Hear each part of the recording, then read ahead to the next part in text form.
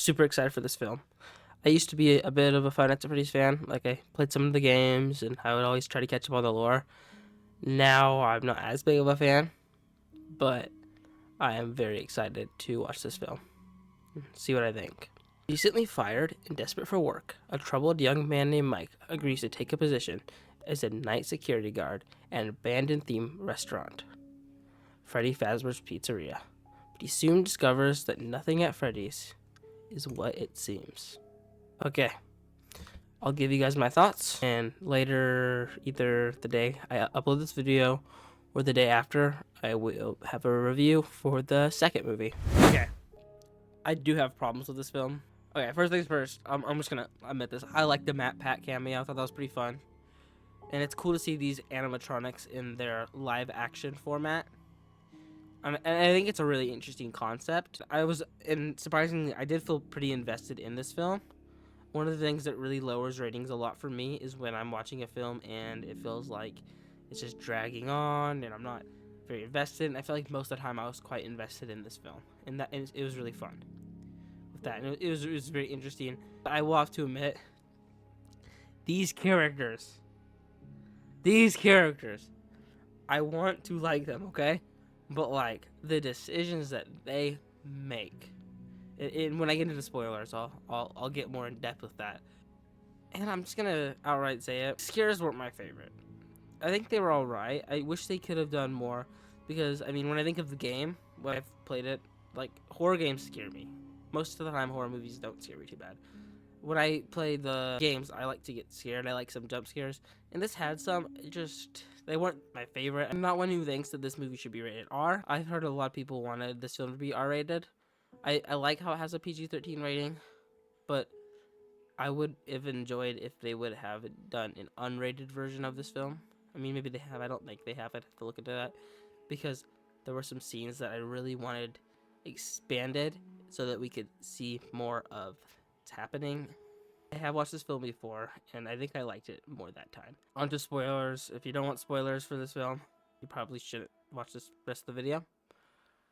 So the three characters, Abby, Michael, and Vanessa, I wanted to like them, but especially like Abby. I know she's like a little kid, but oh my gosh, you see these robots, and you know the first thing you're like, oh, I want to play with them. Like,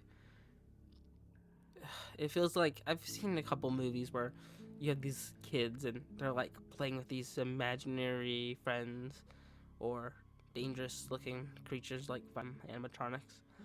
But it kind of makes you, like, it makes me a little frustrated. I'm like, why would you do that? You're dumb. The scene where Michael, in particular, has the option to, well, I don't know if he actually has the option. It's kind of confusing, but they basically say, like, we can give you your brother back, but we need to take Abby. And how he said yes at first kind of got me a little mad. I know it's a dream sequence. I don't know if he could, like, control his thoughts as much, if that makes any sense.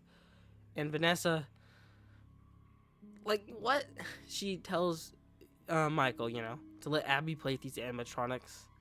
And then she's worried about Abby, but I feel like you're really making a lot of this. You're really putting Abby in situations where she could get hurt. And so I just didn't really like the characters too much. I'm hoping that in the second film, I think I'll be able to like them more. I wanted to mention the, basically that saw trap, the mask scene with the mask that goes over the person's face and has the blades.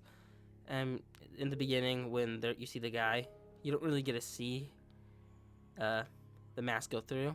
And this is one of those situations where I really wish that there was an unrated version that would let you see the blades, like, attack this dude.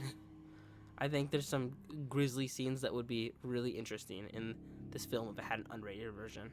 And I will admit, like, there's all those scenes where there's, like, lights going off or the door handles would get locked. I think that was on purpose because it's, like, haunted.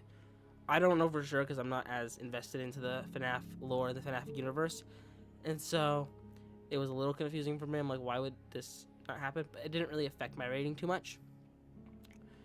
And honestly, I thought there were some, like, pretty funny, good moments. I really like Carl the Cupcake. He's my favorite.